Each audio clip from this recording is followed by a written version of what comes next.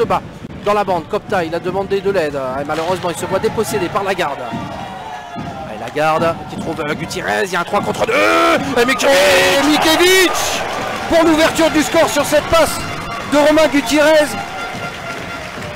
Il y avait un gros contre de la part des Rapaces sur ce palais gratté tout d'abord par Benjamin, par Lagarde dans la bande en zone défensive. Ça repart tout de suite vers l'avant. Ils sont en supériorité quand ils arrivent sur la cage de Romanchik. Tout d'abord avec à 3 avec Gutiérrez en centre. Gutiérrez là, qui remet à Mikevic et Mikevic là, du revers qui s'ouvre la porte. Ça fait 1-0 pour les Rapaces de Gap à 3 minutes 30 du début de cette rencontre.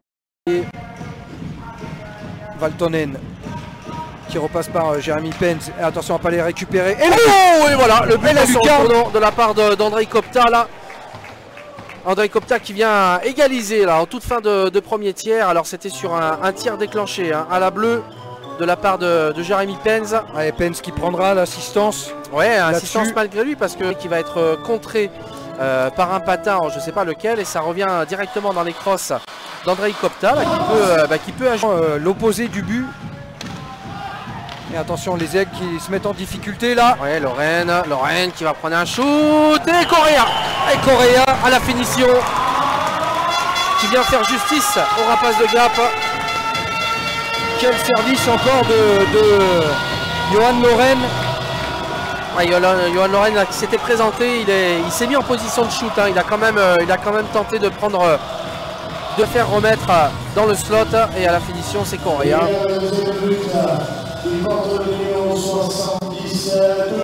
Baguin qui est un très bon distributeur aussi.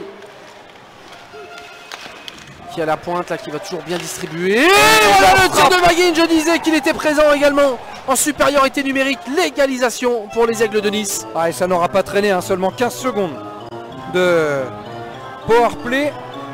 Émile Baguin qui vient transpercer. Ouais, il fait partie de ces joueurs avec Kopta pris l'option du shoot. Un shoot plein de confiance, pris plein axe avec En tout cas les actions les plus franches. Avec Lagarde derrière la cage de Romanchik. Lagarde et Mikevic. Arthur Mikevic qui transperce le Romanchik. Le doublé de l'attaquant letton là sur cette du deuxième but et qui redonne l'avantage aux Rapaces de Gap. Et Arthur Mikevic qui a vraiment été obligé d'appuyer son shoot parce que Romanchik était encore sur la trajectoire. Et oui, je sais même pas, je pense que ça passe sous le bras, côté bouclier. On va le revoir. Oui, c'est ça passe sous le bras. Il était dessus. Je pense qu'il avait fermé, mais la puissance du tir de Mikevic fait que ce palais va jusqu'au fond. On va dégager le palais pour Carpentier. Carpentier qui essaie de rejouer sur Dillac. Il y a une grosse mise en échec là sur Correa. Et le troisième but. Le but va être validé.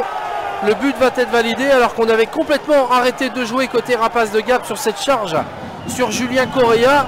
Et ben ça donne un troisième but, l'égalisation pour les Aigles de Nice sous les huées des supporters gapençais. Ouais, parce que juste avant, Nogatchev à l'opposé qui remonte à la bleue sur Mataille. Qui va dans le trafic pour Bonardel. Et le but Lucas Bonardel. Et le but qui est validé pour Lucas Bonardel là, qui vient trouver l'arrière de la botte de Jimmy Darrier. Je vous le disais, les Aigles qui vont demander la VAR. Alors on va demander la VAR, mais je crois qu'on compense un petit peu au niveau des corps arbitral, pardon, mais on va demander la VAR. Je pense qu'ils veulent s'en assurer parce que. On va regarder, mais pour moi, ils trouvent l'arrière de la botte.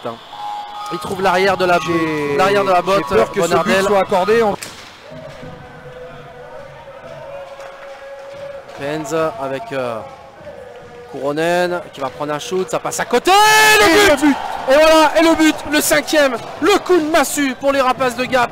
Valtonen sur ce but niçois là qui vient crucifier un petit peu les efforts des Rapaces là qui vient également jeter un froid dans l'Alparena.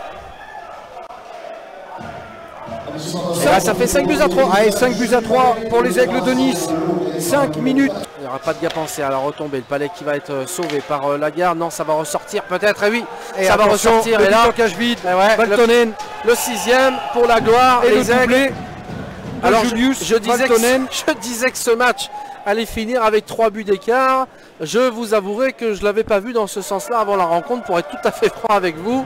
En tout cas, ça fait 6-3 pour les Aigles là, qui prennent